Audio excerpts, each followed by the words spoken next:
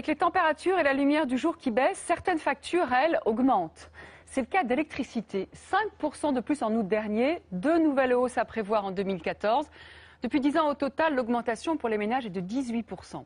Et dans cette facture, il n'y a pas que le chauffage, il y a aussi les ampoules, les appareils électroménagers, télévisuels et informatiques qui se sont multipliés ces dernières années. Alors question, comment faire baisser cette facture? Changer d'opérateur, de fournisseur d'énergie, maintenant que le marché est ouvert à la concurrence? Consommer moins?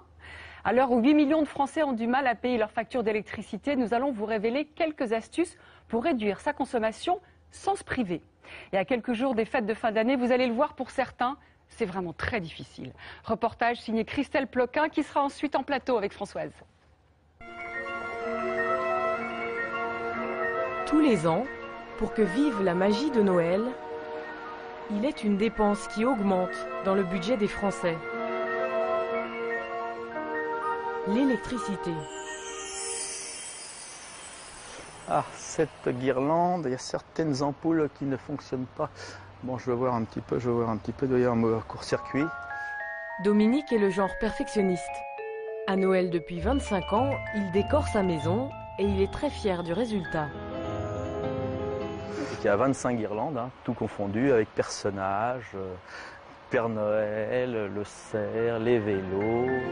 Chaque année, il faut que ça brille un peu plus. À cause de la concurrence de Bernard, le voisin. Oh oui, c'est bien. Bernard, comment ça va? Ça va tout doucement. Ça va?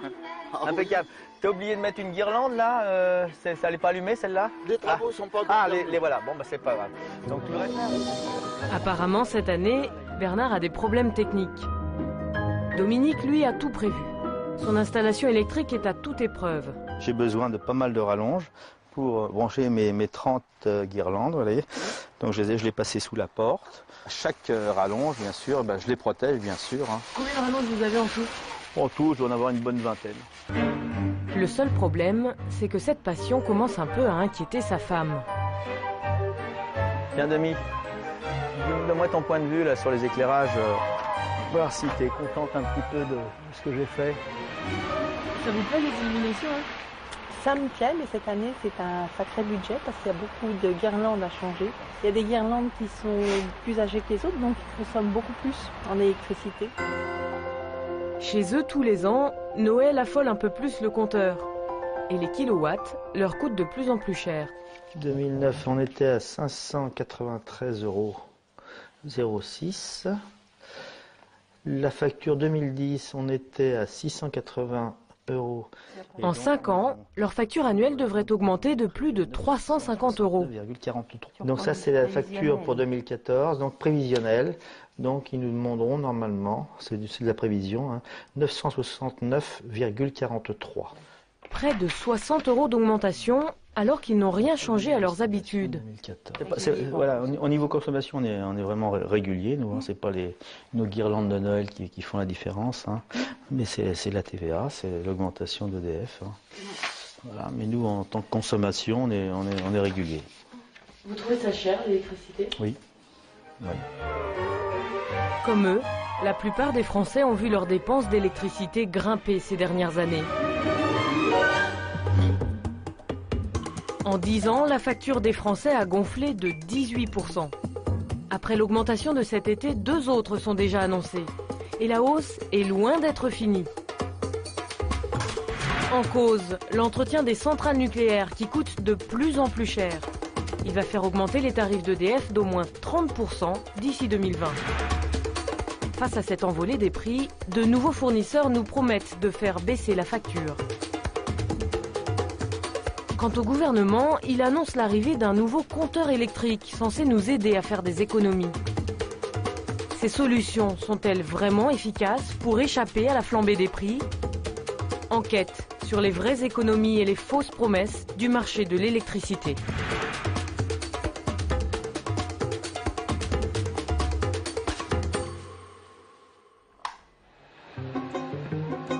À l'heure où s'allument les lumières de la ville, un homme rêve de les éteindre. Robin Delouf est en mission. À la demande de Benoît et Mathilde, il vient chez eux faire la chasse au gaspillage. Bonsoir. Robin est conseiller à l'Agence de la maîtrise de l'énergie. Il va leur montrer qu'il suffit parfois de pas grand-chose pour économiser beaucoup sur sa facture d'électricité. Je vais prendre un wattmètre avec moi. On va commencer à regarder les consos de veille. Ouais. Avec cet appareil, Robin va fouiller chaque recoin de la maison pour y débusquer les dépenses inutiles. Donc en fait, j'utilise le wattmètre qui va permettre de voir la consommation de l'ensemble des appareils qui sont branchés sur la multiprise. Dans son viseur, une chaîne Hi-Fi, une télévision et un décodeur. Tout s'éteint, mais en veille. Donc là, actuellement, il y a 14 watts en fonctionnement. Donc juste des veilles finalement. Pour vous donner une idée, 1 watt en veille en permanence, donc toute l'année, c'est grosso modo 1 € dans la facture à la fin de l'année. La solution est extrêmement simple. Elle va leur permettre une économie de 14 € par an. Plus étonnant encore, ce chargeur de téléphone. Même quand le téléphone n'est pas au bout, il y a toujours un peu d'énergie résiduelle. Même si c'est un peu de moins d'1 watt, en permanence ça peut se voir sur une facture. Dans la cuisine, ce chasseur va trouver son plus gros gibier. Je vais commencer par le frigo. 3 mm de givre, ça fait déjà 30% de conso en plus. 1 cm, c'est 50% de conso en plus pour le congélateur. D'ailleurs, je vais fermer la porte. Il n'y a pas que les portes qu'il faut fermer. Leur électricité, ils la jettent aussi sans le savoir, par les fenêtres. Vu qu'il fait nuit, qu'on est en train de chauffer, les volets, vous les fermez pas d'habitude? Non. Fermer ces volets, ça permet aussi d'améliorer l'isolation et de faire des économies d'énergie sur le chauffage. L'an dernier, grâce à ces petits gestes très simples, l'Agence de la maîtrise de l'énergie a réussi à faire économiser à plus de 5000 familles des sommes importantes. En moyenne, chaque famille a fait 200 € d'économie sur sa facture d'énergie. 8-10% sur une facture, c'est quand même assez important.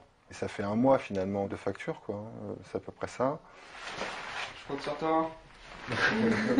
Le problème, c'est que tout le monde ne peut pas forcément se permettre de baisser sa consommation. Bonne soirée. Bonne soirée. Alors, pour alléger sa facture, il existe aujourd'hui d'autres solutions. Mareille-Marly dans les Yvelines. Pour économiser son électricité, Marie-Pierre a déjà tout essayé. Elle habite un appartement tout électrique avec ses 2 enfants. Tous les soirs, elle part en guerre contre le gaspillage.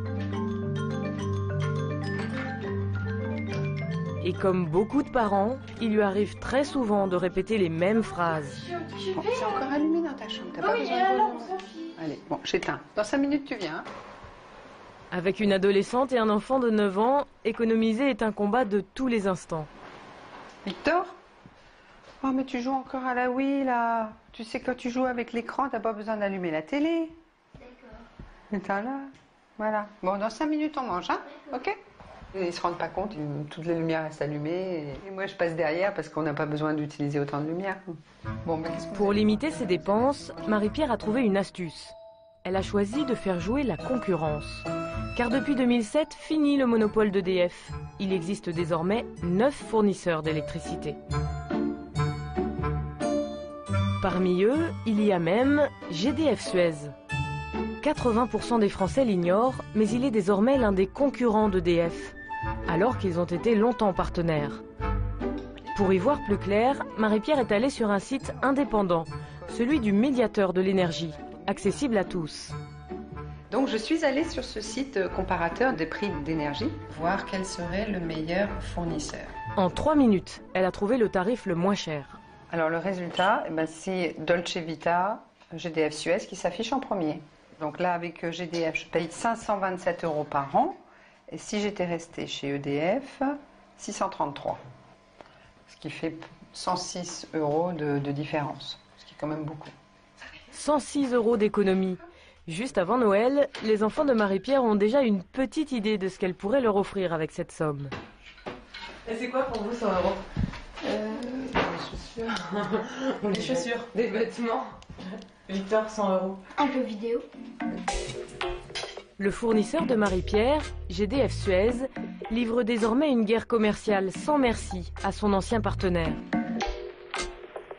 En 5 ans, il a déjà réussi à convaincre près de 2 millions de clients de quitter le fournisseur historique. Oui, bonjour, GDF Suez. Je vais vous envoyer votre propre exemplaire contrat par contre. Voilà, ça sera sous 48 heures. Bonjour, Doriane Cutrera, conseillère GDF Suez Dolce Vita. Dans les locaux de GDF Suez, une petite armée de 3000 téléopérateurs part tous les matins à la conquête du marché.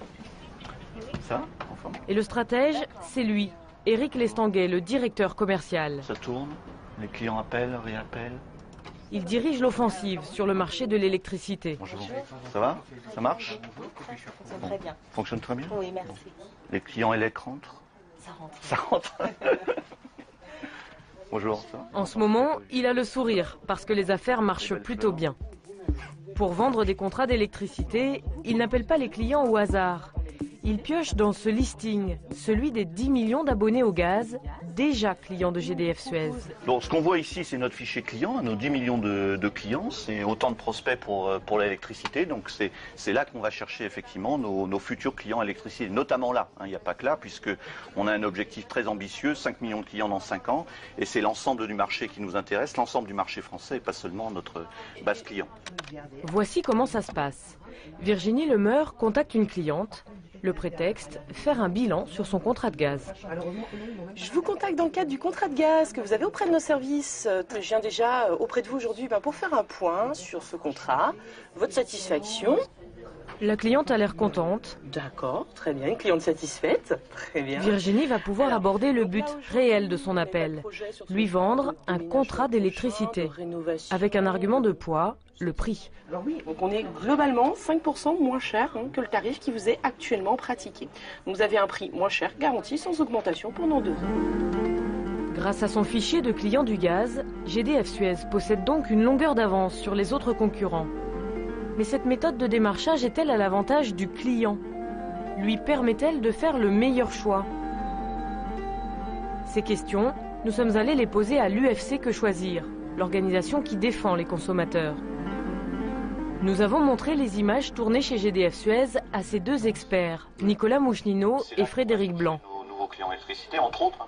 Dans ce vivier de clients que vous avez déjà pour le gaz, vous en avez démarché combien là? Ah non mais ça c'est de la folie, regarde le nombre de lignes qu'il y a là. En plus ils ont toutes les références.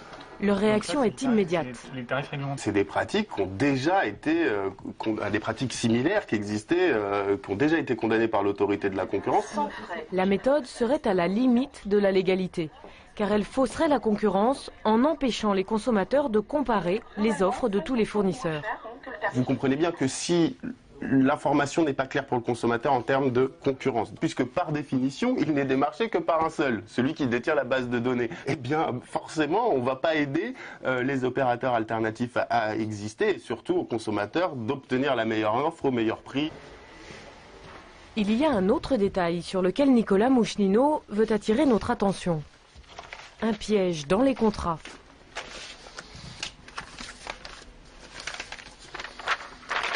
Donc, voici la mention à laquelle il faut faire attention, c'est-à-dire le renouvellement par tacite reconduction par période de 2 ans. À la fin de la période de ces 2 ans, le consommateur doit faire absolument la démarche de regarder la concurrence pour voir s'il n'y a pas une meilleure offre pour lui. Ne pas laisser reconduire automatiquement le contrat, vérifier clairement, comparer les prix. Ça, c'est très important aujourd'hui. Pour payer moins cher, il faut donc comparer très souvent les offres. Et ne pas croire au Père Noël. Car les prix de tous les fournisseurs peuvent baisser ou grimper en permanence et parfois réserver de bien mauvaises surprises. Un samedi d'automne, dans la banlieue de Douai. Ce jour-là, la température est tombée sous les 10 degrés. Dans la maison de la famille Manouvrier, les enfants cherchent à se réchauffer comme ils le peuvent. Sous des couvertures ou dans les bras de leur mère.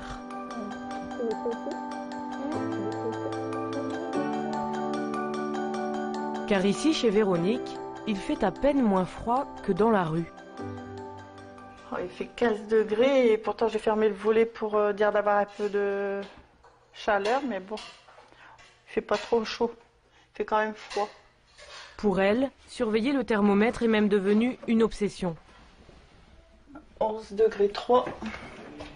Oui, d'accord, et bien éteint, parce qu'après, la consommation sera élevée. Normalement, la maison est chauffée à l'électricité. Il y a des lumières pour économiser aussi. Mais cette année, cette maman qui élève 4 enfants a dû prendre une décision très difficile. Oui, il est éteint aussi. Couper tous les radiateurs. C'est un peu radical quand même comme choix. Bah oui, c'est ça où on a du mal pour manger. Véronique a fait ses comptes. Entre le salaire de Damien, son mari, cuisinier dans une pizzeria, et les allocations familiales, la famille touche 1 900 € par mois. Donc quand arrive le mois et puis que j'ai tout payé mes factures, il me reste même pas 300 € pour moi vivre quoi. Pour le mois. 300 €, vous faites quoi? Ben, on essaye de faire au mieux, on va dans les magasins les moins chers pour avoir bon, tout ce qui est moins cher au niveau de l'alimentation, quoi. Comme les pâtes, le riz. Voilà. Et le chauffage alors ça passe après? Ah, le chauffage, oui, bah oui. Sinon, c'est pas possible qu'on fait les deux. C'est pas possible. L'hiver dernier, leur facture d'électricité est tombée comme un coup près. 1 500 € en seulement 6 mois. Une dépense beaucoup plus élevée que prévu. Véronique n'a pas pu faire face, même sa manière de cuisiner a dû changer. Là j'ai le four électrique, j'ose pas trop de le faire aller par rapport à l'électricité encore une fois. C'est toujours l'électricité qui fait peur. Comme les manouvriers, plus de 8 millions de Français sont en situation de précarité énergétique aujourd'hui. Merci. Cet hiver, la famille va devoir bien se couvrir avant d'aller au lit. Oh, petit Thomas, tu fais quoi? Bah, on est obligé de s'enrouler dans la couette, mettre des pulls. Puis aussi, on peut pas. On est obligé de mettre un survêt quoi pour dormir. Tu comprends pourquoi tes parents ils mettent pas les radiateurs? Oui, parce que c'est quand même assez cher. Pour eux, maîtriser les dépenses d'électricité est devenu un enjeu vital. Et les pouvoirs publics ont promis de les y aider en créant un nouvel outil.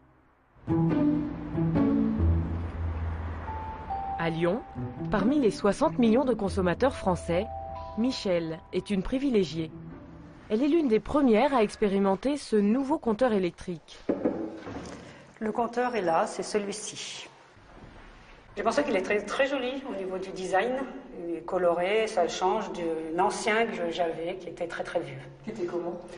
À roulette, à roue, qui était noir, sombre, triste. Comme elle, 250 000 Français utilisent avant les autres ce nouveau boîtier jaune, Linky.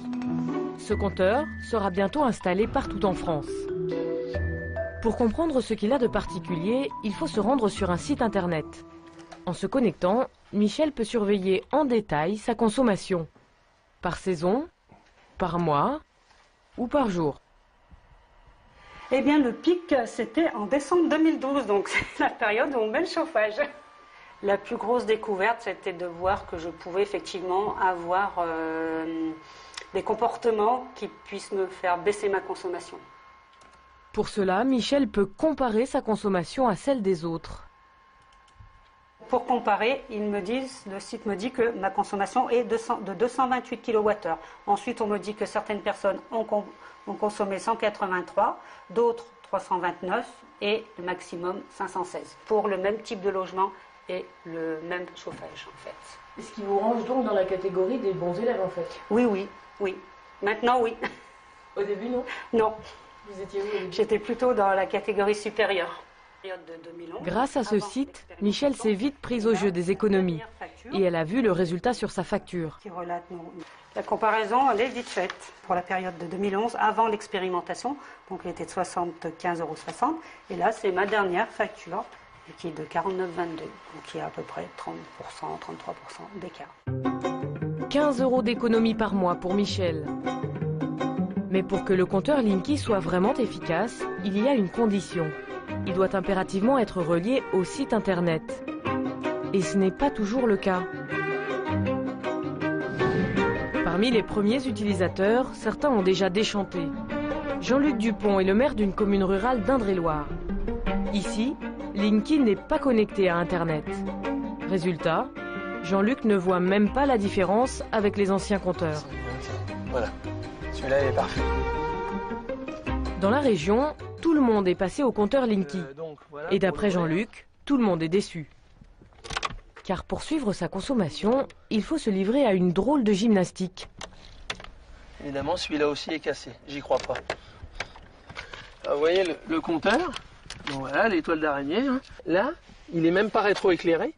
Donc, imaginez le soir, la personne arrive ici, il faut qu'elle se mette à quatre pattes, qu'elle ouvre. Alors, il ne faut pas qu'il pleuve ou que ce soit l'hiver. Hein.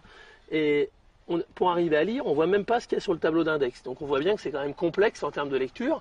On voit bien que tous les jours, cette personne qui habite ici, elle ne va pas venir consulter son compteur ici pour savoir si elle consomme trop ou si ça va bien. Mais là, c'est un cas extrême, c'est un cas un peu isolé quand même. C'est pas le cas isolé. On peut prendre la rue là, sur la longueur. Vous allez voir, je peux vous en montrer 10 comme ça. Effectivement, dans les environs, les exemples ne manquent pas. Là, par exemple, vous en avez un autre compteur. Voilà, vous avez le coffret qui se trouve ici sur le poteau à hauteur. Vous voyez, il est à 2,50 m de haut. Voilà. Donc là, c'est le cas typique où c'est pas accessible non plus. La plupart des habitants de la région sont donc très loin d'être convaincus par le nouveau compteur. Salut Jean-Marie. Ah bah Jean-Luc. Là, on était en train de faire un petit tour sur les compteurs et on venait voir si tu pouvais nous montrer le tien. Mon compteur électrique. Ah, le compteur électrique. D'accord, ok. Et là, il est là. Juste là. Pour Jean-Marie, par exemple, Linky serait tout simplement trop compliqué, car il ne donne que des informations techniques. Ce qu'il faut parler aux gens, à mon avis, aujourd'hui, mais c'est valable pour plein de choses, quoi, c'est combien ça te coûte? Combien d'euros tous les jours tu dépenses par rapport à ce que tu consommes? Combien tu peux économiser à la fin du mois? Tu consommes en ce moment 36 € à l'heure, quoi. Oh, alerte! Mais pour ça, il faut avoir quelque chose que tu puisses voir dans ta maison. Ce compteur très simple dont rêve Jean-Marie, il existe déjà, mais pas en France. Pour le trouver, il faut traverser la Manche. Direction Twickenham, dans la banlieue de Londres. À l'heure du breakfast, il y a un petit détail qui a changé dans la vie de Zoé.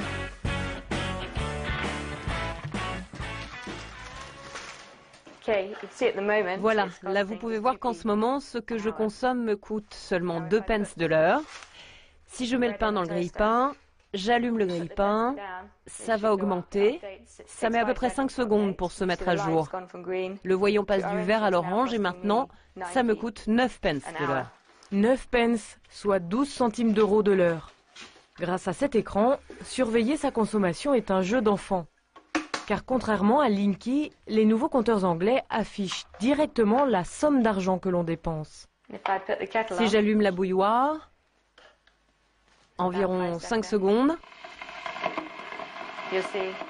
vous voyez, ça augmente et maintenant, ça me coûte 49 pence de l'heure.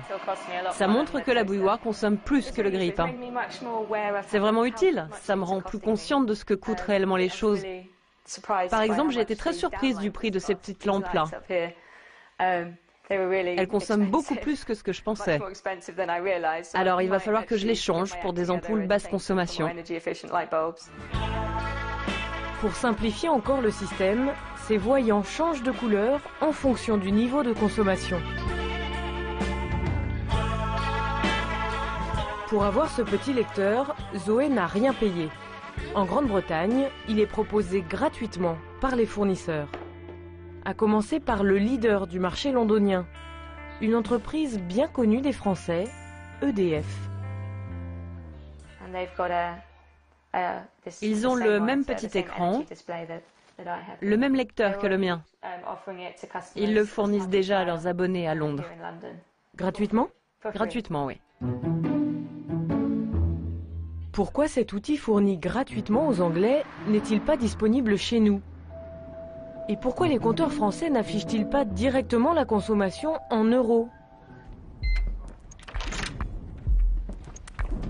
Nous sommes allés interroger ceux qui gèrent les compteurs Linky. L'entreprise ERDF qui équipe tous les Français, quel que soit leur fournisseur. Et apparemment, j'aurai 11 clients qui seraient plus alimentés sur les compteurs Linky. Marc Boileau est responsable du programme Linky. Il semble un peu ennuyé quand nous abordons la question de l'utilité de ces nouveaux compteurs pour les consommateurs. Pourquoi est-ce que vous, au RDF, vous ne donnez pas l'information en euros pour qu'on sache en temps réel combien on consomme et combien on paye? Alors techniquement, le compteur n'a pas été prévu pour fournir des données en euros. La solution qui a été retenue, c'est l'affichage en kilowattheure, donc un affichage en énergie. Charge au fournisseur de donner des informations en euros sur sa facture. Linky serait donc un outil limité qui ne peut afficher que des données techniques comme le nombre de kilowattheures.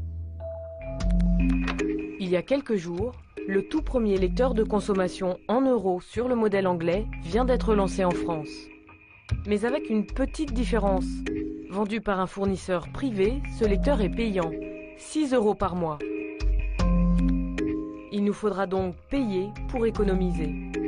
Un drôle de paradoxe, alors que Linky promettait d'alléger notre consommation et nos factures. Bonsoir Christelle. Bonsoir Françoise. Alors pourquoi la France a fait le choix de proposer ces nouveaux compteurs en kilowattheures et non pas en euros et gratuitement? En fait, ce sont les pouvoirs publics qui ont tranché dans une bataille entre, globalement, le distributeur ERDF, qui se disait prêt à le faire, et les fournisseurs. On a vu dans le reportage, il y en a 9 aujourd'hui, qui, eux, n'avaient aucun intérêt à ce que le compteur affiche directement les prix en euros. Pourquoi? Tout simplement parce que du coup ce seront eux qui, quand le compteur Linky va arriver chez nous, pourront nous proposer des outils complémentaires comme le petit lecteur en euros comme Zoé en Angleterre et des outils qui seront payants. Qui seront eux payants. Alors tous les Français seront bientôt équipés de ces nouveaux compteurs Linky? Absolument. D'ici 2020, on l'aura tous chez nous, qu'on ait le vieux compteur gris à roues ou les petits compteurs blancs électroniques, on aura tous le compteur jaune Linky. Il y a eu 2 phases de test, une en Indre-et-Loire, une à Lyon. Elles ont été concluantes. Le Premier ministre a donc annoncé cet été la généralisation d'ici 2020 à l'ensemble des foyers français. Pour pas 1 € de plus pour les consommateurs? Officiellement, pour pas 1 € de plus. Il y a une polémique qui a été lancée le mois dernier par l'UFC Que Choisir, qui dit qu'à peu près la moitié des Français ont un abonnement qui est mal ajusté à leur consommation réelle. Si c'est vrai, ça veut dire que potentiellement, la moitié des foyers français à l'arrivée du compteur Linky devront changer d'abonnement. Et ça, c'est une opération qui coûte quand même une trentaine d'euros selon les fournisseurs.